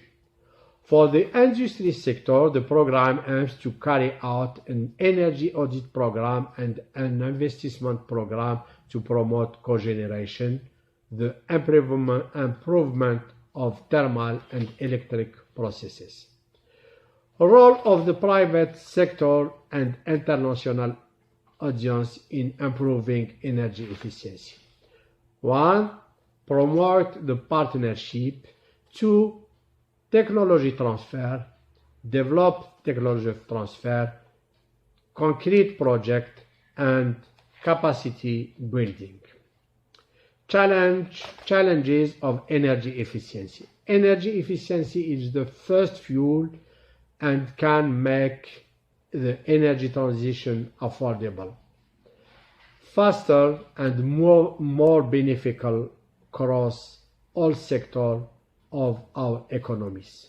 An energy transition strategy must be led by energy efficiency, and the Algerian government is ready to continue to support the stakeholders in reaping many benefits of energy efficiency through detailed analysis, sharing of policy, best practices, and training activities. How unique UK investors can help us overcome the biggest energy efficiency challenges. 1. Reducing energy consumption in the energy intensive sector of transport and building. The emergence of alternative energy models that diversify energy sources. Developing renewable energy sources such as solar, wind, and hydro. Developing electric mobility. Developing the thermal insulation market by offering a high-performance, low-cost insulation. Thank you very much. Thank you so much for that really insightful presentation on what the agency and what the Algerian government is doing more widely to support energy efficiency and the wealth of opportunities within buildings, transport and industry, whether it's solar water heaters or whether it's energy efficient lighting, and of course energy efficiency on a much bigger scale too. It was also great to hear the 3 takeaways there for partnerships, technological transfer and capacity buildings that the UK can really get involved with in Algeria. The government is very willing and ready to support stakeholders. I think we can really see that. It's now my pleasure to hand over to Sabi Amara, who's the Africa Director for Clark Energy, which is a big power provider in the renewable energy space, to hear more about the private sector's perspective. Clark Energy is a British international company specializing in engineering, installation and maintenance of distributed power generation solutions. We are present today in 27 countries and have installed more than 7 gigawatts of engines which use different types of gas, natural gas, biogas and also flare gas. Clark Energy has been very active in Algeria since 2011. We have been able to secure a gas engine fleet of more than 70 megawatts, allowing high efficiency power production and also engine heat recovery. Early last year, we commissioned our first installation based on landfill gas near Algiers. This clearly reflects the new interest in this type of renewable energy and also marks the start of a new energy chapter in the country. Algeria today has all the ingredients to manage successfully its energy transition with skilled manpower, natural resources, land and climate. This transition includes energy efficiency, resilience, and optimized energy mix with the right renewables. Private companies have already started looking for energy efficiency solutions, but the large-scale deployment of these solutions is still limited. It is today extremely important to put in place the right overall framework, incentives, and financing schemes to further promote these initiatives, such as the cogeneration, and encourage private companies to invest with the right return and payback period. We talk about renewables. Most of the time, we only mention solar and wind.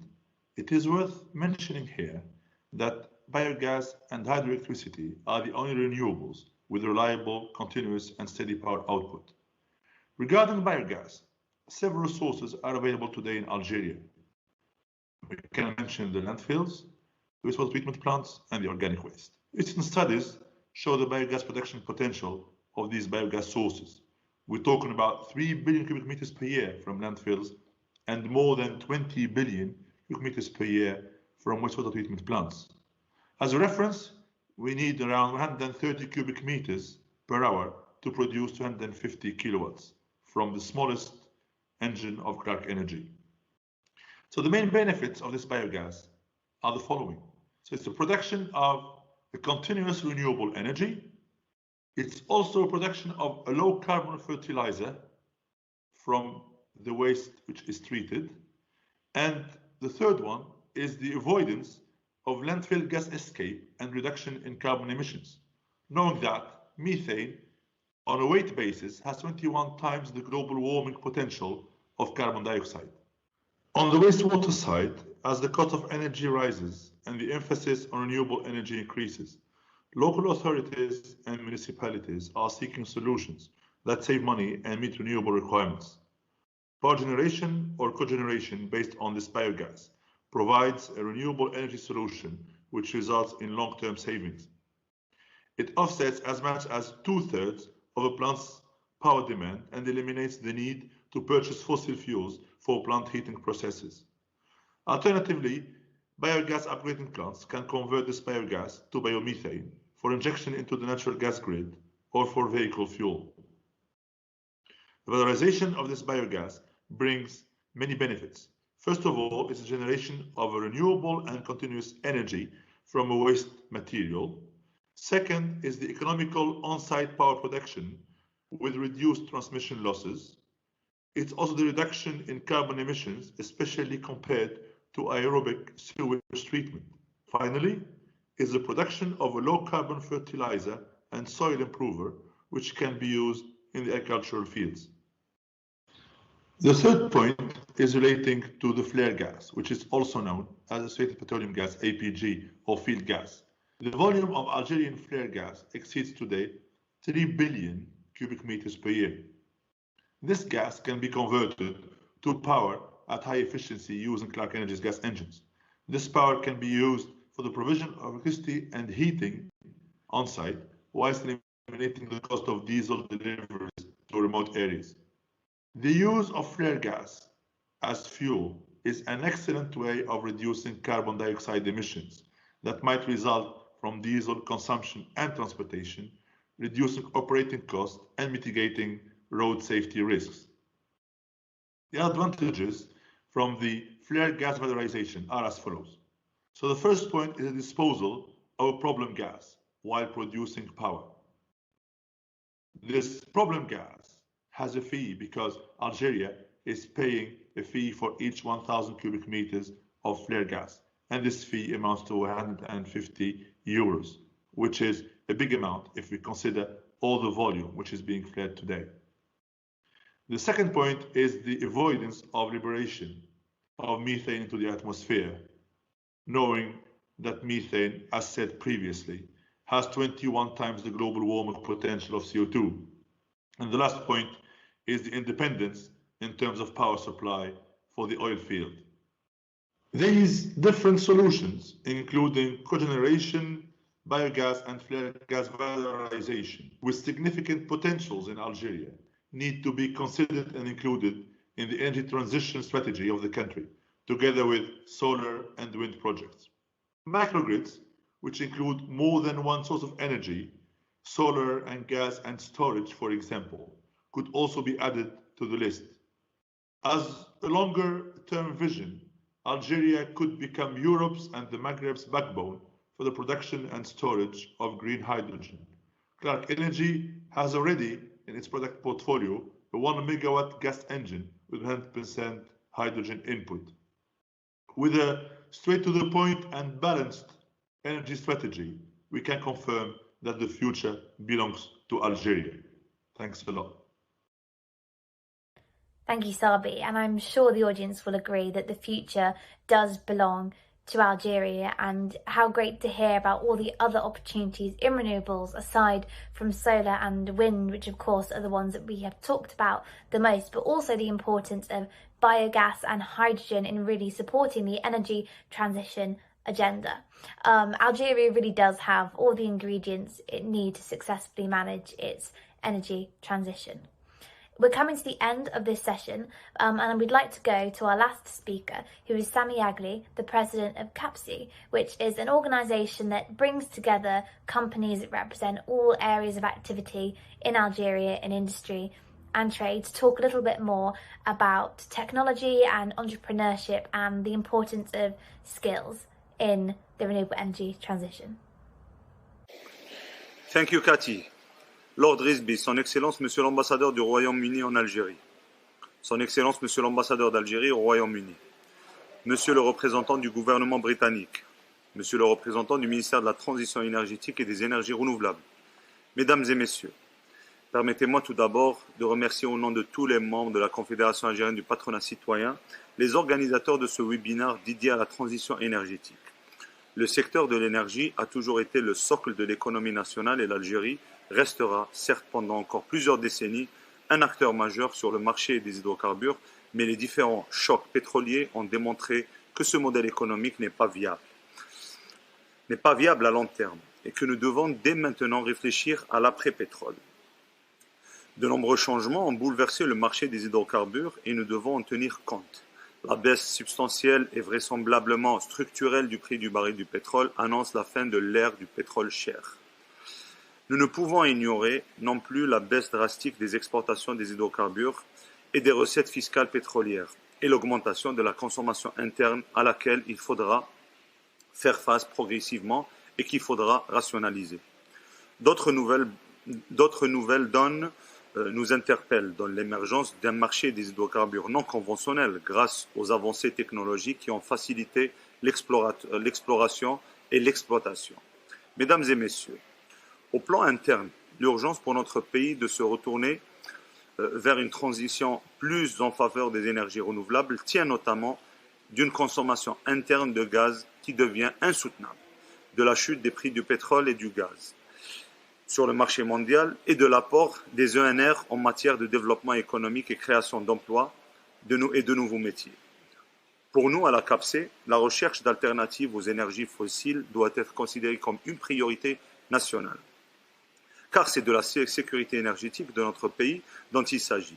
Cette recherche d'alternatives passe nécessairement par une transition énergétique qui doit s'appuyer non pas sur une énergie monosource, mais sur un mix énergétique où les énergies renouvelables trouveront leur place. Les enjeux sont considérables. Une filière industrielle à promouvoir, des milliers d'entreprises à créer ou à reconvertir, des filières de formation à développer et à la clé, des centaines de milliers d'emplois verront le jour. À ce titre, la CAPSI soutiendra toutes les politiques publiques qui encouragera les projets relatifs aux énergies renouvelables impliquant des technologies nouvelles et innovantes. Les entreprises algériennes ont un rôle central à jouer pour faire face aux défis de cette transition énergétique. Ces défis sont aussi autant d'opportunités pour renforcer le leadership international des services et des entreprises algériennes vers une Afrique subsaharienne qui ambitionne de développer 30 gigawatts de solaire à l'horizon 2025. Il s'agit là d'impulser une véritable dynamique du tissu économique local et faire émerger à terme des champions qui partiront à la conquête de l'Afrique où des opportunités sont réelles et abordables pour nos entreprises. Nous souhaitons, avec vous, voir émerger des dizaines de chefs d'entreprise et d'entreprises ou des champions économiques de grande envergure dans tous les segments du secteur des énergies renouvelables. Le solaire, le photovoltaïque et le solaire thermique, l'éolien, la biomasse, la géothermie sont réellement une priorité. L'enjeu de l'amélioration de l'attractivité aussi de notre marché doit être la prospérité et la compétitivité des entreprises, dont l'engouement pour les énergies renouvelables et les différentes activités du secteur de l'énergie est considérablement. L'industrie des énergies renouvelables algérienne, qui repose sur des matières premières inépuisables, doit démarrer sur de bonnes bases. S'il y a bien un secteur vers lequel il faudra s'orienter et mobiliser toutes les énergies, la politique d'entrepreneuriat et d'investissement, c'est bien celui-là. C'est un secteur d'avenir dont dépend grandement la réussite de la transformation de notre économie. Les entreprises algériennes ou mixtes doivent en être les leaders et l'investissement direct étranger viendra en appoint de ces entités locales. Mesdames et messieurs, la diversification économique doit se traduire en action, car la crise est bien là, et pour qu'elle ne devienne pas structurelle, il est impératif d'agir dans l'immédiat. De grands bouleversements géopolitiques et géostratégiques sont en train de s'opérer dans le monde, et notre pays doit se positionner savamment pour ne pas rester en marge. Le marché de l'énergie connaît des mutations significatives, auxquelles nous devons nous adapter par anticipation. Il convient donc de fixer des objectifs précis, réalistes et faisables pour composer et maîtriser notre mix énergétique. Construisons notre stratégie en tenant compte des paramètres liés à l'environnement, au territoire, aux ressources humaines, à la disponibilité des richesses naturelles, à la progression fulgurante de la demande interne et de l'évolution du marché externe. Comme vous le savez, mesdames et messieurs, la transition énergétique est une question complexe, transverse, qui concerne tous les secteurs d'activité économique. Gagner la bataille de l'énergie, c'est bâtir un nouveau modèle économique basé sur le travail et l'innovation et non pas sur la rente pétrolière. Une économie est jugée puissante, non pas par rapport à ses performances en temps de prospérité, mais à ses capacités de faire face aux crises conjoncturelles. Il est temps de nous engager avec énergie dans la transformation de notre économie.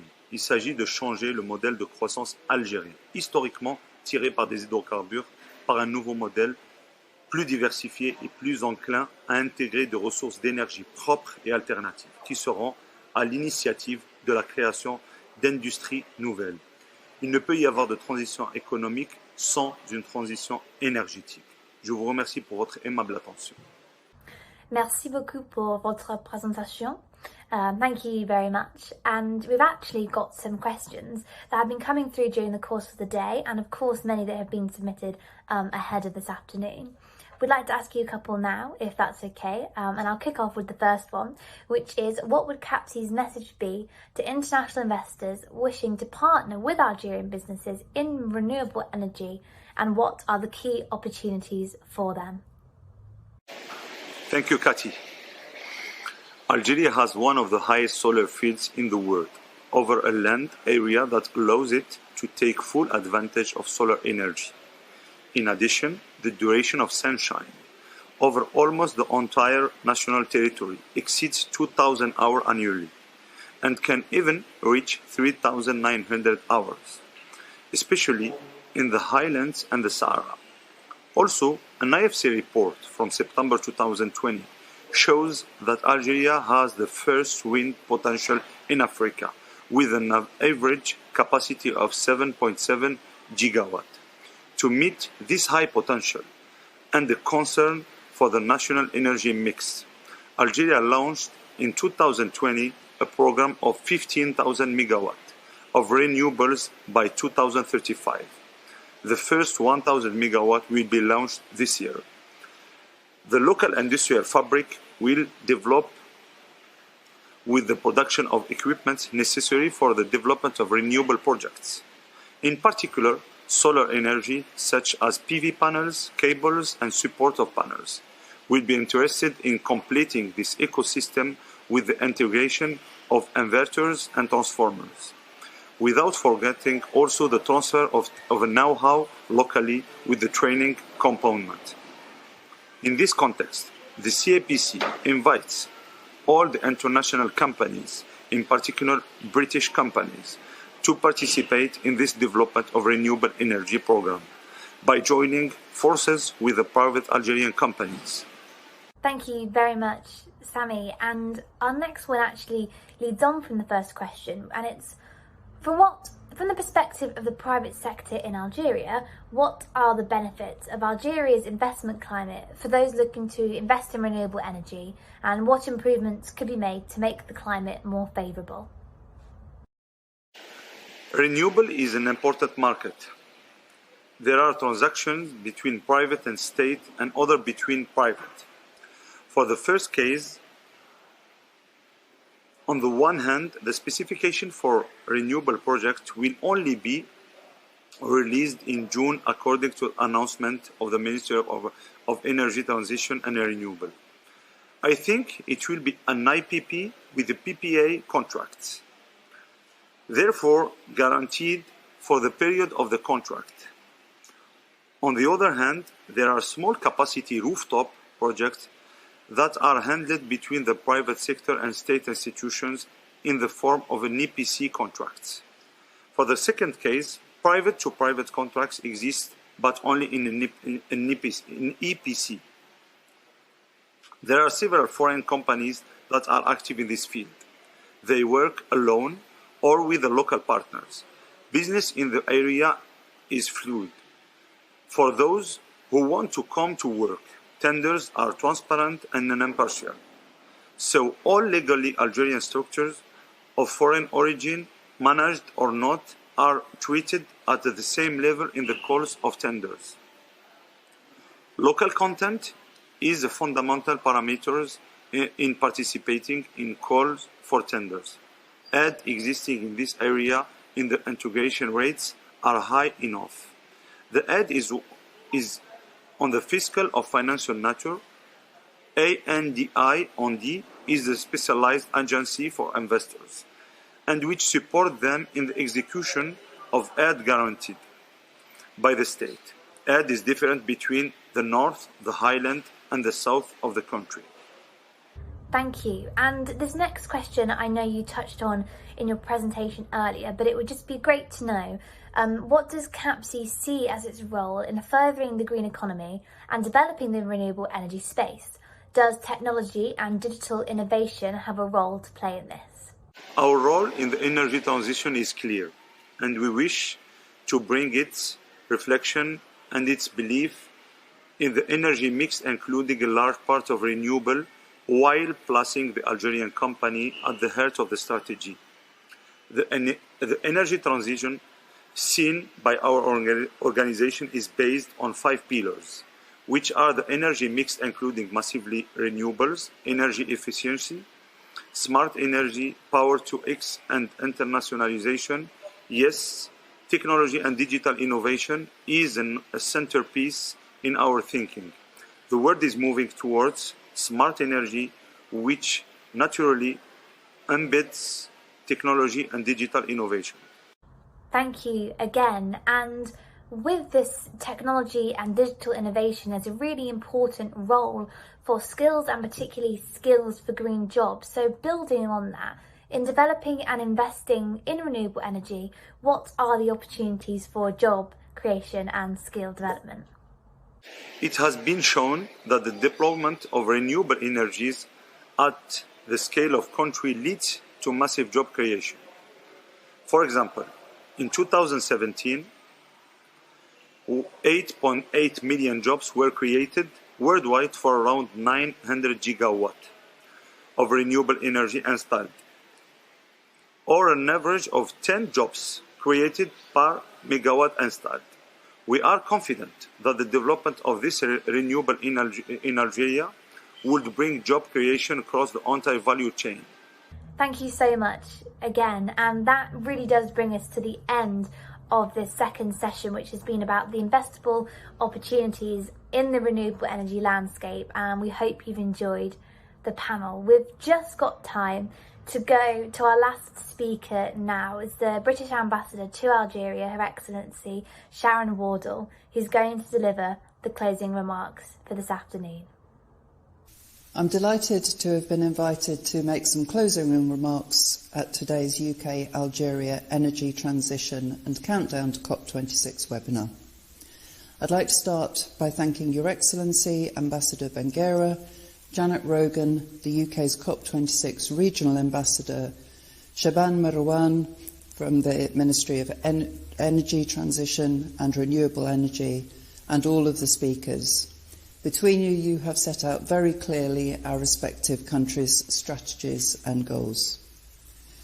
I'm amazed at how much experience we have been able to share within this sector. I'm very excited about this important agenda and the opportunity for forging newer and stronger partnerships. Of course, Algeria has always played a globally significant role in the energy markets through its natural resources. However, its potential impact on the renewable energy sector, given its abundance of renewable resources, its vast landmass and proximity to Europe, have the potential to make it a key global actor going forward. We would like to see Algeria and the UK businesses forming partnerships in this sector, not only because of the geography and location, but because of the ambitious green agendas that our countries both share.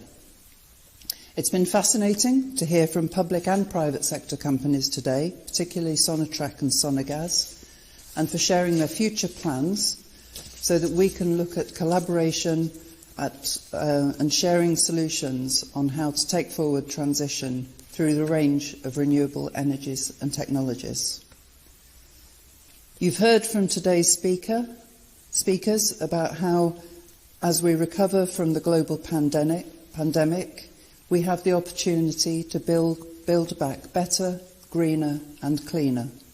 COP26 is the chance to shape the future, not just in terms of emission targets, but in developing roadmaps about how we can get there collectively. And being green is now a sensible business decision too. And we need more dialogue on how to make being sustainable the only real sensible option. Events like today are an important part of this journey, and we hope to have many more to come. You will have heard about the UK government's UK Export Finance Fund and how £2 billion has been set aside for supporting financing green energy projects, including in Algeria, and the transition from fossil fuels. This is part of the UK government's wider green agenda to support a green industrial revolution, show leadership, build and develop skills, jobs and innovative solutions. I very much hope that we can take this conversation further with our Algerian colleagues and introduce more UK investors and the sharing of expertise and technology. As for next steps, I'm delighted that the UK and Algeria have made a commitment to work together on our climate change and renewable energy ambitions. This was signed by our respective governments last March during the bilateral strategic dialogue. As Algeria continues to diversify its economy and its entrepreneurs explore new markets in Africa and beyond, UK companies stand ready to offer complementary technology, experience and expertise. This is a partnership of mutual gain, a win-win. I'm delighted that this has been such a useful and successful webinar. I hope that it will contribute to the creation of new linkages and opportunities for cooperation between companies in this exciting sector. I very much see this event as just the start of our partnership going forward as we approach COP26, and that we share the journey for energy transition and implementation of renewable energy policies. Thank you.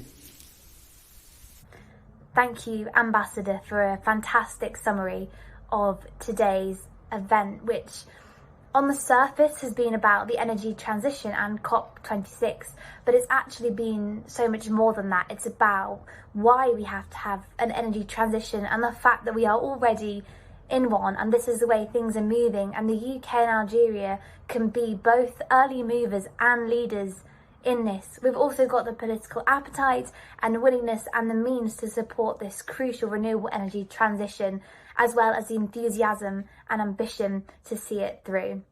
We've heard from a range of stakeholders this afternoon. We've heard about the support available, the financing and the innovation to make this energy transition possible on a really large scale, and I can't think of anywhere more exciting for this to happen than Algeria, not just in the run-up to COP26 in November, but beyond COP26, and that's really what this sustainability agenda is about. Just before we go, I'd like to say a big thank you to our supporters and partners for this event, so Oxford Business Group, Clark Energy, Capterio, DIT, both embassies, our speakers, and of course the audience. Thank you so much for having submitted your questions and being engaged during this event, and please do continue to come forward if you'd like to find more out about what we do in terms of events, in terms of support, and also in this new and exciting green space. We'd really like to encourage you to be part of this race to net zero and the wider greening of the economy, an economy which is going to be about growth but also health and well-being that really puts the environment and people at the centre. Thank you.